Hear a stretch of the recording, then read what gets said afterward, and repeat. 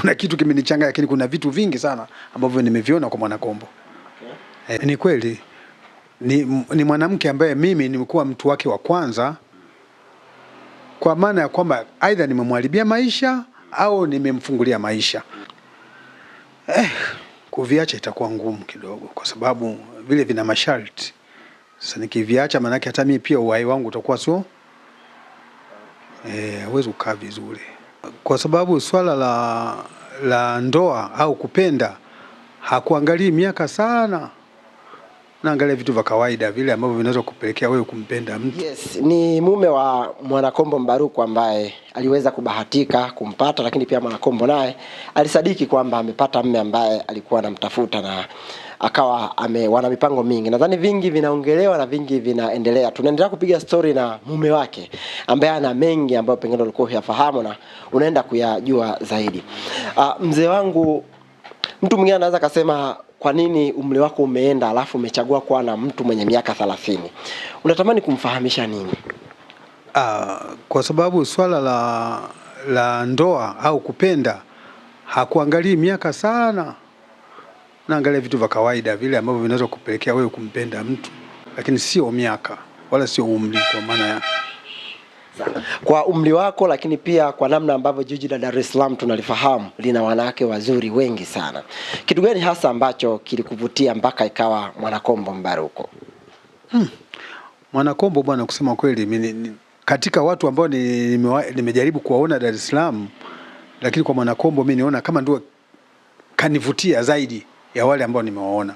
Naweza kuhisi labda kuna kitu kimenichanganya, lakini kuna vitu vingi sana ambavyo nimeviona kwa Mwanakombo.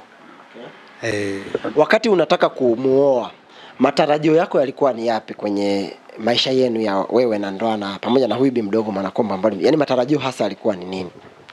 Matarajio kwamba nikishakuwa na yule mke wangu ambaye ndio alishakuwa mke wangu, kwamba tuzae watoto, tuwalee watoto wetu vizuri, kutokana na namna alivyo yeye, basi najua napata watoto wazuri kupitia Mwanakombo. Mwanakombo wakati ambao anatafuta mwanaume alikuwa hajawahi kukutana na mwanaume yoyote. Sasa hivi tumemfuata, anadai kwamba usichana wake umeharibika kwa mtu ambaye amemharibia maisha na hayupo naye kwenye maisha yake. Unatamani kuaminisha nini umma kwamba wewe ulikuwa una nia nzuri na sio hii nia ambayo Mwanakombo anazungumza? Ni kweli ni mwanamke ambaye mimi nimekuwa mtu wake wa kwanza, kwa maana ya kwamba aidha nimemharibia maisha au nimemfungulia maisha. Lakini nia yangu mimi ni kwamba ni mtu ambaye tayari ni mke wangu au mtarajiwa wangu.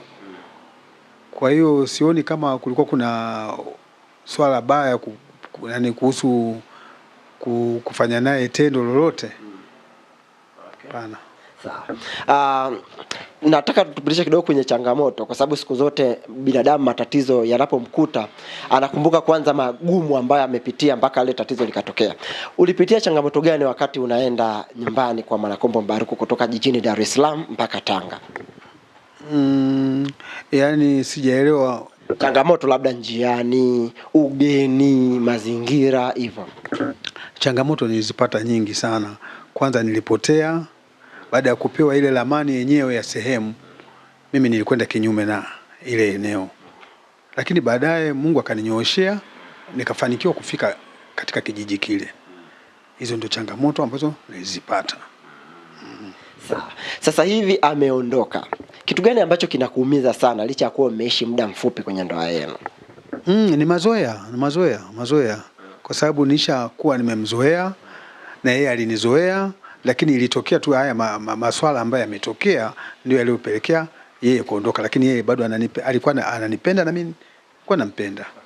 Umesema mpaka kumtamania Mwanakombo Mbaruku ni matamanio ya wanaume tulionayo. Nataka nifahamu, baada ya kuondoka bi mkubwa amelipokeaje hilo swala? Anakuonea huruma au anaona ni sawa kwa sababu ila endelee kuwepo yeye peke yake? Hapana, bi mkubwa kwa sababu ni mtu wa imani, mtu wa dini, alilipokea yani hakulipokea vizuri. Alisikitika sana. Na ndio alikuwa ananipa msukumo kwamba fanya kila namna umfuate. Alionyesha ushirikiano. Kwa maamuzi ambayo ameyafanya Mwanakombo Mbaruku, unahisi ni utoto au yuko sahihi licha kwa wewe umemkosea au yeye anaona umemkosea? Mwanakombo hana makosa. Mimi ndio niliokosea kumweka wazi. Right, kwamba ningemweka wazi haya yote yasingetokea. Yeye hana kosa kwa sababu vile vitu alivyovikuta ni vigeni kwake. Sio rahisi sana kwa mtu kuvumilia kitu ambacho hajawahi kukikuta au kukiona. Maana vitu alivyoviona kweli na akili ni vingi na sio vizuri. Sio vizuri. Mzee wangu, una mafanikio makubwa ambayo mtu mwingine anaweza kujiuliza maswali mengi sana, lakini natamani nikuulize hili ambalo pengine hata mtazamaji anaweza kawa anajiuliza. Kwa nini haukuamua kumtengenezea mazingira ya nyumba nyingine? Kwa nini uwe kwenye nyumba hii ambayo ina miiko yako? Hilo swali ni zuri lakini gumu kidogo, kwa sababu mimi nilikuwa na nyumba hiyo tu na nyingine ya bi mkubwa.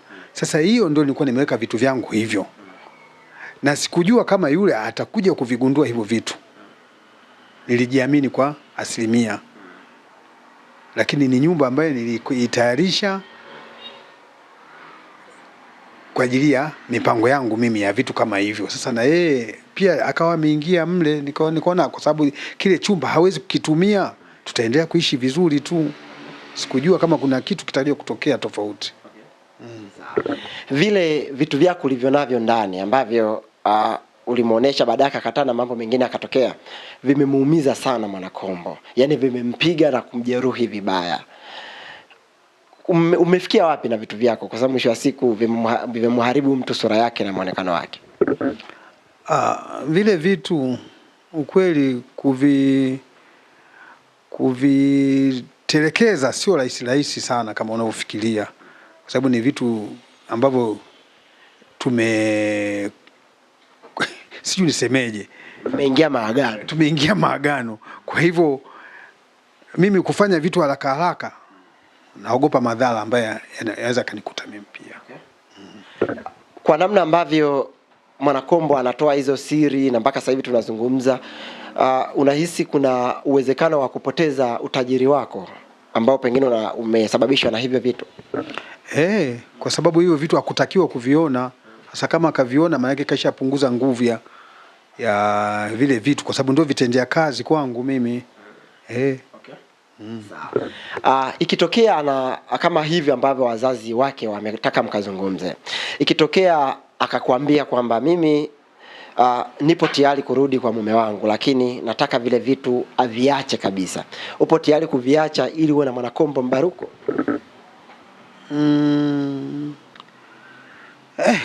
Kuviacha itakuwa ngumu kidogo, kwa sababu vile vina masharti.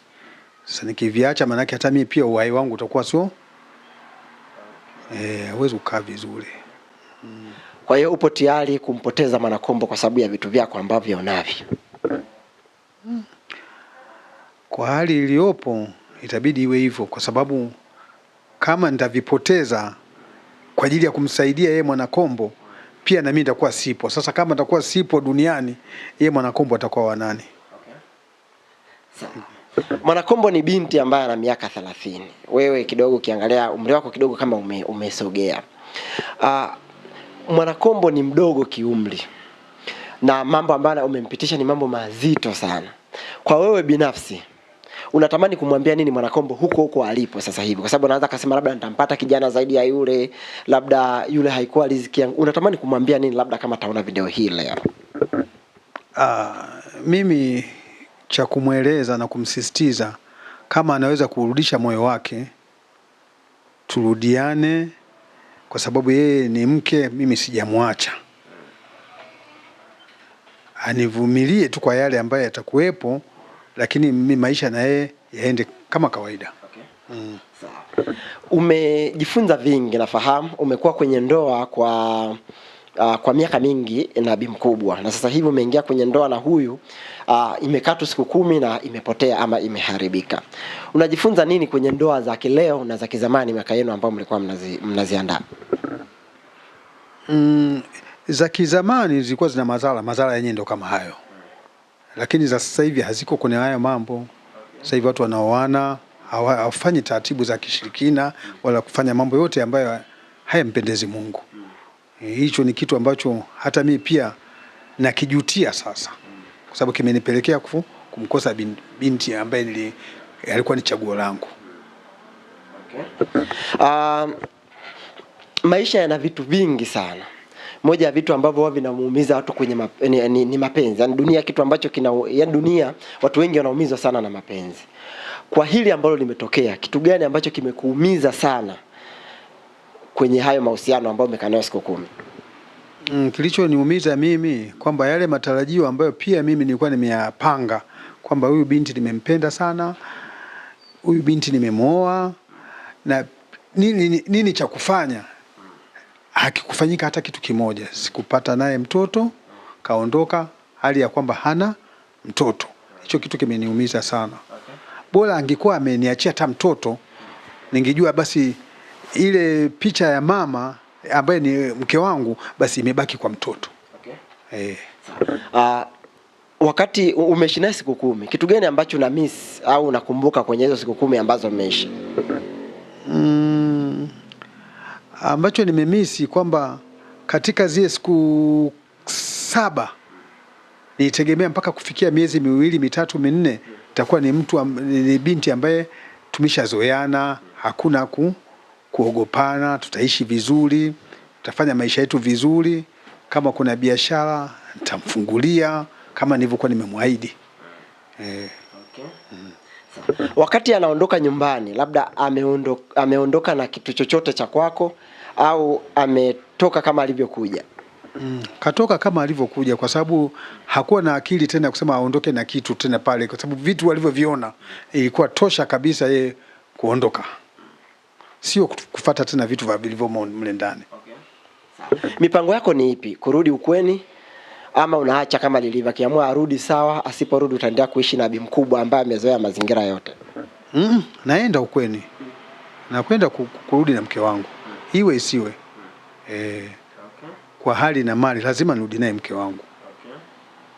Sheria inasema mwanamke akisema hakupendi inabidi kubali wewe mwanaume. Lakini mwanaume ukisema mwanamke unampenda yeye akiwa hakupendi, basi wewe inabidi kubali kwamba yule mwanamke hakupendi. Sheria kiufupi inambeba kwa sababu yeye amesema hakutaki wewe. Utatumia njia gani ikiwa sheria inambeba yeye na yeye anasema hakutaki na msimamo wako ni huo? Utaandika taraka au utaliacha tu hewani lielele? Akisema anitaki, ataandika taraka yeye. Nikisema simtaki, ndaandika mimi. Kuandikia talaka unapokea? Akiniandikia nitapokea kwa sababu ni sheria. Hata yeye ningemwandikia talaka angeipokea. Kwa hiyo ni vitu ambavyo viko katika sheria. Tunarudi pale pale kwenye muda mchache ambao mmekaa naye kwenye ndoa. Angalau angekaa miaka mingapi akaondoka ungesema sio mbaya kuliko hizi siku 10 alizokaa? Yaani angalau angekaa miaka 3 ukasema tumekaa miaka 3 lakini kaondoka sio mbaya, na hapo Maraka sana kwa amekupa na watoto. Yaani angalau miaka mingapi angekaa kaondoka ungesema hii hainiumizi sana? Angekaa walau hata miaka 4, 3, hata 2. Najua hapo ningekuwa tayari na watoto 2 au 1. Sawa. Umemuona katika mitandao Mwanakombo Mbaruku. Mitandaoni kuna vitu vingi, kuna masiara mengi, kuna uongo mwingi, ujanja mwingi. Watu wamekuwa sio wa kweli sana kwenye mitandao. Kitu gani ambacho kilifanya muamini sana Mwanakombo baada ya kutangaza yeye kutafuta mchumba mitandaoni tu? Kwa sababu ujuzi huo mimi sina wa kujua hapa anafanya ndivyo au sivyo. Mimi akili yangu ilikuwa kwenye kumpenda tu. Hata kama angekuwa ni jini, shetani, hayo yote mimi yangenikuta tu. Ulimpendea nini? Dini yake, kabila lake, labda kwa sababu Watanga wana vitu vingi kama tunavyosikia, muonekano wake, ongea yake, nini ulimpendea mitandaoni? Kwanza ilikuwa sura yake ilivyo, maumbile yake yalivyo, na jingine ni kwamba wanawake wa Tanga mimi nawajua au nimewahi kupata stori zao. Kwa hivyo nilikuwa nataka nihakikishe kama ndivyo sivyo, basi nitajua hapo. Kwa sababu story nilikuwa nimezipata za watu wa Tanga. Ulilipa mahali, japo tunafahamu Uislamu hauna mambo mengi sana kwenye mahali, lakini mahali ni maagano ya mume na mke kwenda kuishi na baraka ambazo pengine wazazi wanakuwa wanazitoa. Wakati wewe unatoa hizo mahali, hata kama ni kidogo sana, na sasa hivi mtoto wao amerudi, unatamani wafanye nini kwenye uwajibikaji wako wa kutoa mahali ambao uliwajibika? Wakurudishie mahali wafanye nini? Kurudisha mahali inakuwa sio ustaarabu wala sio ubinadamu, kwa sababu kilichomtoa pale nyumbani kinajulikana. Makosa yote nimeyafanya mimi, yeye sana sana ni kunisamehe. Kama anarudi, turudi tufanye maisha kama tulivyopanga. Lakini swala la kurudisha mahali sio sawa. Sisi tunakuombea na tunatarajia utaenda kule na utaongea, mtaelewana, kwa sababu watu wazima siku zote huwa hawashindwani kwa kauli. Hilo na mimi naliombea, na usiku na mchana nafanya kuomba, nafanya dua, huenda mke wangu akajirudi, na mambo mengine yakaendelea. Sawa. Tunashukuru sana mzee wetu, tunakuombea. Tunaamini mapenzi yanauma, lakini piga moyo konde, mambo yote yatakuwa vizuri. Amina. Barikiwe sana, endelea kuwa jasiri. Amina. Ni mzee ama mume wa Mwanakombo Mbaruku kutoka mkoa wa Tanga, Moha. Alitoka jijini Dar es Salaam mpaka Tanga kwenda kufuata mke wake, lakini ndoa yake imekaa siku 10 na kuharibika ama kufa. Nini kilitokea? Ni hayo aliyoyaongea. Cha muhimu, endelea kufuatilia mikasa mingi ambayo mara zote nitakuwa nakuwekea na kupenda, na nikutakie wakati mwema. Bye bye.